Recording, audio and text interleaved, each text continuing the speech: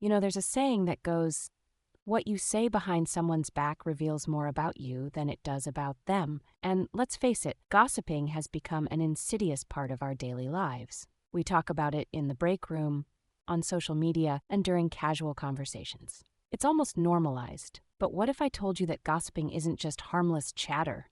What if it's actually damaging, both to ourselves and to our relationships? Think about it. When you gossip, who do you think you are? You're placing your opinion on someone else's life, making judgments without knowing the full story.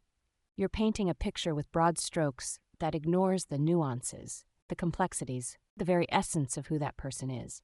And that's not just unfair, it's irresponsible. Now, consider the impact on our relationships. Gossip breaks trust. When you share someone's secret, you're not just gossiping, you're betraying a confidence. It creates a ripple effect. Soon, everyone's hesitant to share, everyone's looking over their shoulder.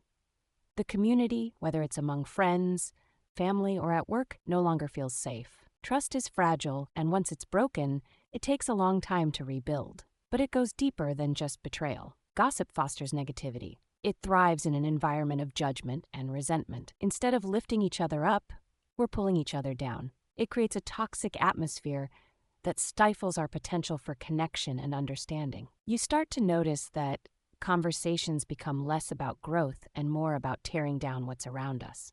If you practice any form of religion, these principles resonate even deeper. Most teachings emphasize compassion, understanding, and love towards others. Whether it's Christianity, Buddhism, Islam, or any other path, there's a common thread urging us to treat others as we wish to be treated. Gossiping directly contradicts these values. It creates division instead of community, anger instead of peace. Furthermore, let's explore the spiritual implications of gossip. When we engage in this behavior, we're not just harming others, we're harming ourselves. It pulls us into a mindset of judgment and separation, rather than love and unity. And in religious contexts, that's not just a negative habit, it can become a spiritual offense. We wander away from the path of growth and toward a cycle of negativity and alienation. Now imagine a world where we focus on understanding instead.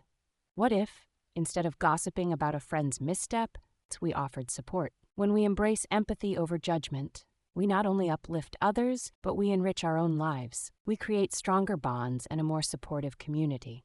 It's amazing how transformative a shift in perspective can be, from judgment to compassion. In our interactions, let's make a conscious effort to break the cycle of gossip. Let's challenge ourselves to pause before we speak, to reflect on our motives. Ask yourself, is this beneficial? Is it true? Is it kind? If it's none of those, then maybe it's time to change the subject. Imagine how liberating it feels to embrace open conversations, ones filled with kindness. Let's create a culture where respect reigns, where we lift each other up rather than pull each other down.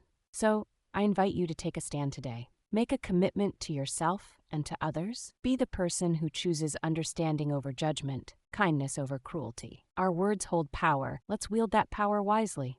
Remember, when we silence the gossip, we empower connection. And that, my friends, is truly something to talk about.